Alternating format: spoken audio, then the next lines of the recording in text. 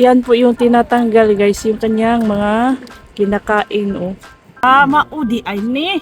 야, 유닛 라이센스인데 북극대. Oh, in Japan you need license to cook this, but here ay Kapag nahugasan na ang tujom or tuyom or yung black sea urchin, ay ganito po ang itsura ng kanyang laman mga kabisdak. O, tingnan nyo. We're lucky kasi makakapal po ang raw ng ating sea urchin. Ayan. And then before tayo bibisita sa bukid, sa bahay ng aking mga parents, bumili muna kami ng mga preskong isda dito sa Anda local market, wet market. And then ganito po, kumain si Daddy Insoy ng ayan, first time ni Daddy Insoy ito mga kabistak, pero nakakain siya ng sea urchin sa Japanese restaurant. Dito yung ganito na style, first time niyang tinry. Ayan, tingnan natin kung masarapan ba.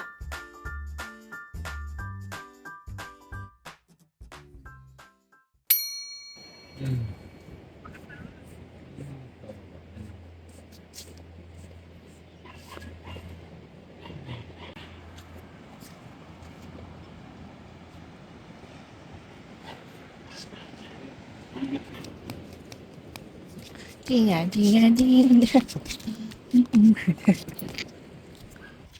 hello mga kabisdak, good morning! Welcome back to our channel.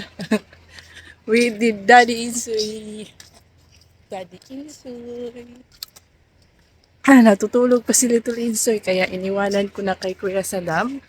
In this video ay mangunguha tayo ng sea urchin or swaki or tujom with Ate Alice. Ayan, tama-tama kasi munasan, may low tide.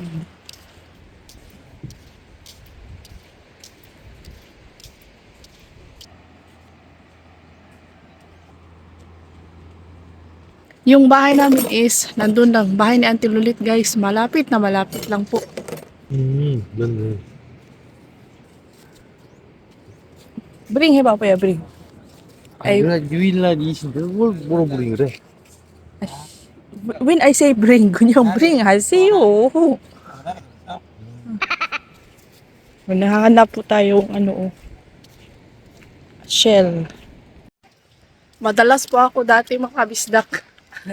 After ko mag-college, doon ako nakatira sa bahay ni Auntie Lulit habang ako, nagre-review. Yan, yung Kinali Beach nandoon. Mas maganda doon sa Kinali Public Beach dahil walang ganitong mga lumot-lumot. Tinanggal nila guys, mas maganda po talaga doon.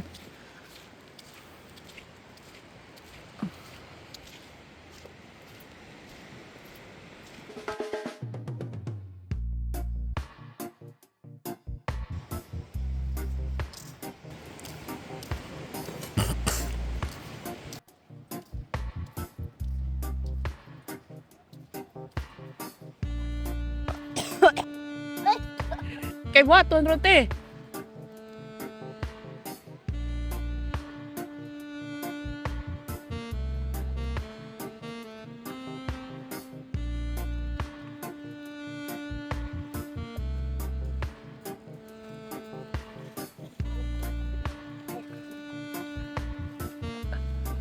Uy, aradagan na.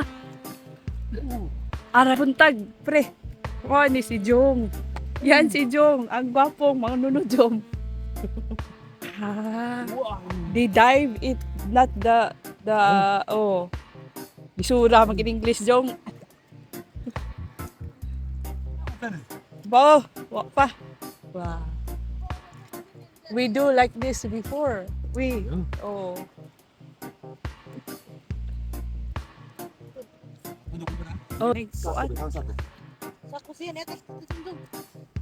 Have you seen like this, Upaya?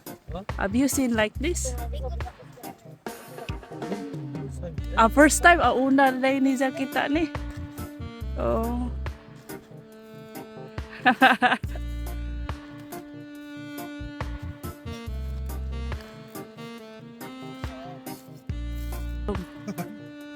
Alis dan at alisan ni Ron. Purpose 뭐야? Tagutungan. Katutungan. Tagutungan. Puffer fish kuno that's di ba maumanig makahilo dong. Puno ko na. Do. Puno Na si Jaskuan, tujom. Oh, sige buli. Oh, di butiti. Di tagutungan lagi. Okay, kaon man mo. Uy, aja ma. Don't touch. Oh. They will shake. So tanggal the thorn. Uy.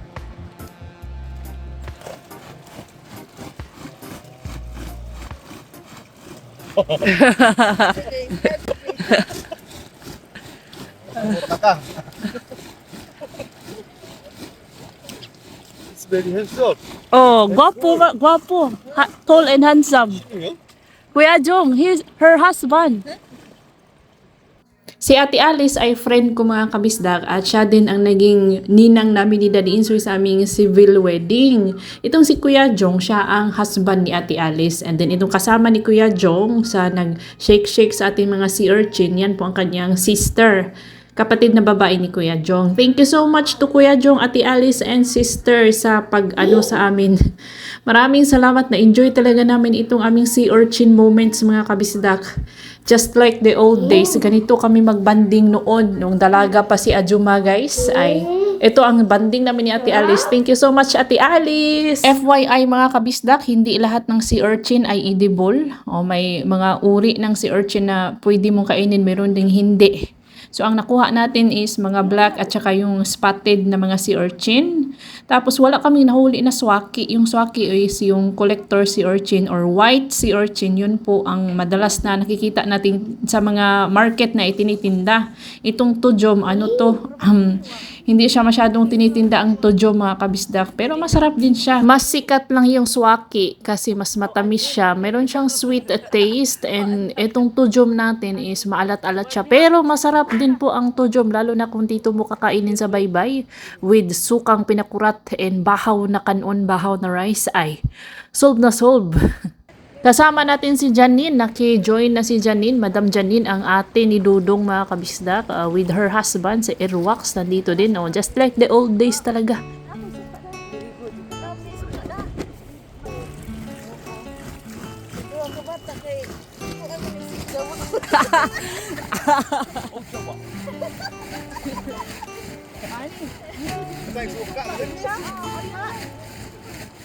아, 근데 라면 아니. 사이트 버스 라면.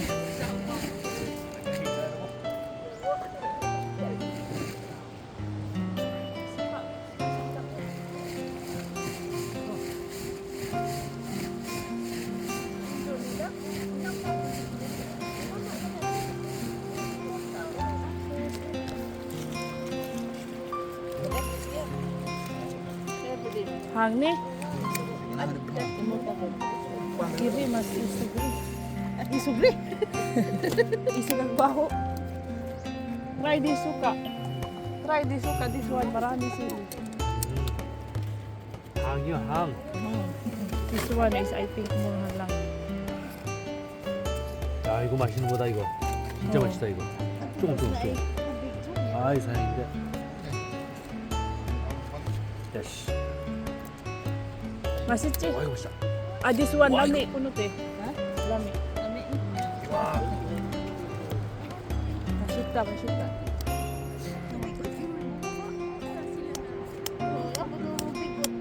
Oh.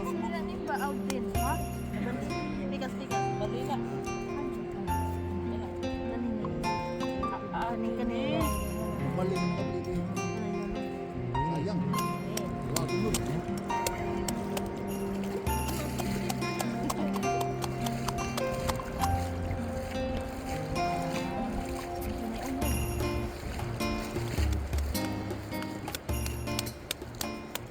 Ito yung isa sa mga gusto ko sa province life mga kabisdak. Hindi mo po ito makikita sa city. Iba po yung feeling na kumakain ka ng pagkain na ikaw mismo ang nanguha, ikaw mismo ang nag-prepare, gaya ng ating tujom na ikaw mismo ang nag-open. Tapos kasama ang mga family and barkada ay iba yung tuwa, saya. Kahit simple food, simple place lang yan mga kabisdak ay na busog ka po sa ano. Ang napapansin ko sa mga tao sa probinsya, no, mas masayahin po sila compared sa mga tao sa city. Mas may time po sila sa family, sa mga friends, sa mga ganitong moments. Ito po yung hindi mo talaga walang kapalit, walang kapantay ang saya sa ganitong mga moments mga kabisdak. Maraming salamat Kuya Jong, Ate Alice, Madam Janine Airwax at sa sa sister ni Kuya Jong.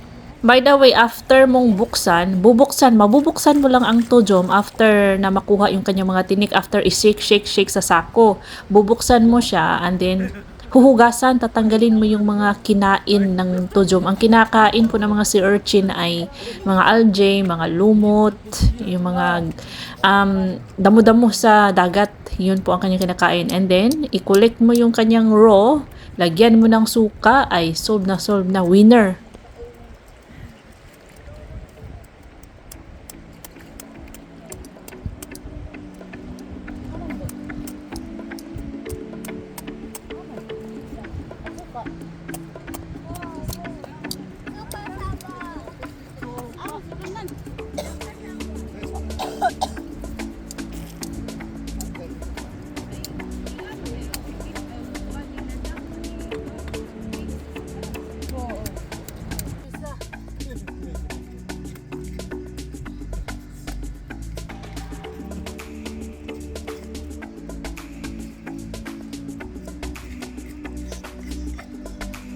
I will be the one. Ikaw na.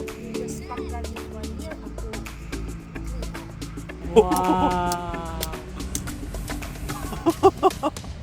이야, 진짜 너무하네. Yan po yung tinatanggal guys, yung kanyang mga kinakain. Oh, may mga may kinaon na ng tujom te. Sagbot.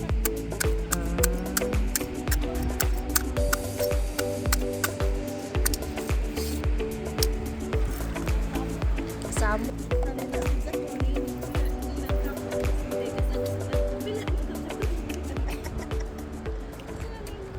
Nagustuhan po ni Daddy Insoy ang ating sukang sinamak. Yan po, suka siya, made from coconut wine, made from tuba, ginawang suka. Tapos nilagyan siya ng sili, ginger, garlic. Ayun guys, mas masarap po at mas mabango, 'di ba? Na ano siya, na satisfied si Daddy Insoy sa ating sukang sinamak. At mas masarap talaga. Ewan ko ba kung bakit mas masarap po, mas magana tayong kumain kapag nandito sa baybayin or nasa dagat, no? At may dalawang mga ma'am pa tayong dalawang turista, mga taga Leyte, Southern Leyte, yan siya sila mga kabistak yan, naka-white, dalawa, nakapayong yung isa. Na sila na they were interested sa mga kinukuha naming tujom or tuyom. First time din nila, tumikim talaga sila guys. At may mga husband sila, mga foreigner din, hindi ko lang na sa camera, meron tumikim din ng ng ating sea urchin. At alam niyo ba mga kabistak, parang si Kuya Kim na. Ang sea urchin raw is rich in protein, omega-3, and vitamins that support heart health, immunity, energy, and healthy skin. Galing po yan kay ChatGPT. Diba? Masarap at masustansya po ang ating sea urchin. May isang porcupine fish din pong nakuha si Kuya Jong. Hindi po ito butete ha. Ang butete or puffer fish ay hindi po ganyan. Kasi yung puffer fish, smooth ang skin. Itong porcupine fish, from the word porcupine, may mga siya, spike siya, spiky siya guys, hindi po yan nakakalason, nakakakain po yan. Sa Bisaya, ang tawag sa amin dyan is tagutungan. Kapag na-threaten po ang porcupine fish, ay lumulobo siya, nag-i-inflate siya. Yan po ang kanyang defense mechanism. Ang tagutungan or porcupine fish ay iniihaw po namin siya, iniihaw namin siyang buo at ang sarap-sarap, makapal at masarap, malinamnam ang kanyang meat.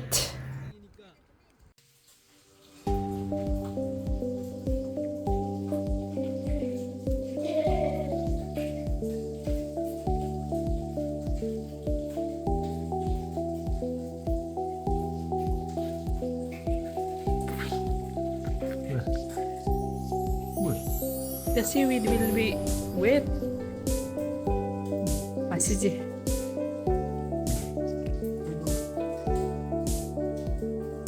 Alam niyo po, ine-enjoy ni Daddy Insoy ang ating uni or yung sea urchin raw kasi ang mahal-mahal po nito. Hindi pa ako nakakain at nakakita ng sea urchin raw sa South Korea. Si Daddy Insoy nakakain lang yan sa Japan daw nung nagbakasyon sila sa Japan sa isang Japanese restaurant syempre. At mahal, ang mahal po daw niyan. So yan, ine-enjoy niya at sinusulit niya talaga ang kanyang bakasyon. Thank you talaga Kuya Jong at Ate Alice. May nakuha din si Kuya Jong na kaunting lukot. Ayan siya o parang green na noodles. Lukot ang tawag sa amin yung tae ng dunsol. So masarap din po yun guys. Lukot mo. Just lukot you. Don't mix. That's how we eat it. No mix. Oh.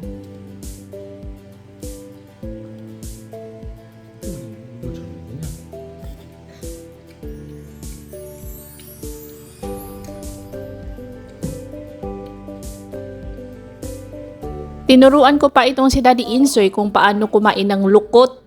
Yan, kasi nga walang dagat sa Gangwon-do province mga kabisdak. Gangwon province, South Korea, walang dagat doon. Kaya hindi talaga sanay si Daddy Insoy sa mga ganitong klaseng pagkain at natutuwa siya kasi nga hindi man na niya madalas nakikita sa kanila. May mga isda doon sa supermarket. Pero hindi sila masasarap unlike dito sa atin sa Pilipinas na masasarap yung ating mga isda dito at magaganda. Magaganda. I mean it. Maganda talaga guys ang isda natin dito. Ano ba? Pretty ba? Beautiful.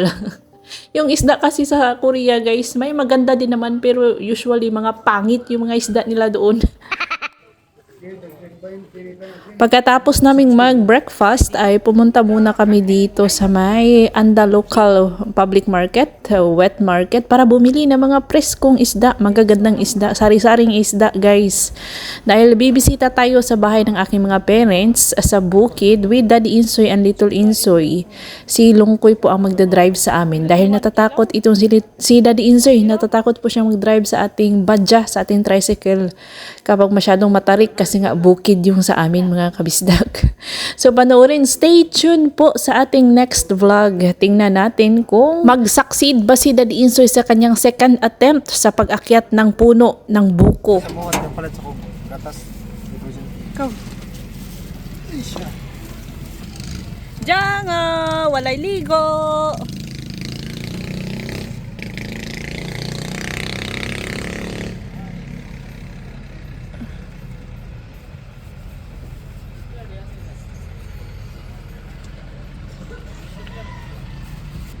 Bumili din ako ng tinapay sa Arby's kanina and then hinihintay natin si Lungkoy. Hinihintay po namin si Lungkoy bumili ng mga kakailanganin niya para sa kanyang newborn baby. Kasi nandun man sa bahay ng aking parents si Lungkoy guys nakatira with his asawa and Kaden ang kanyang newborn baby.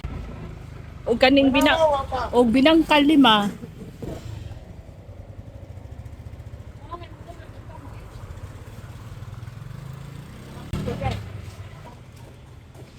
Tanang siya ning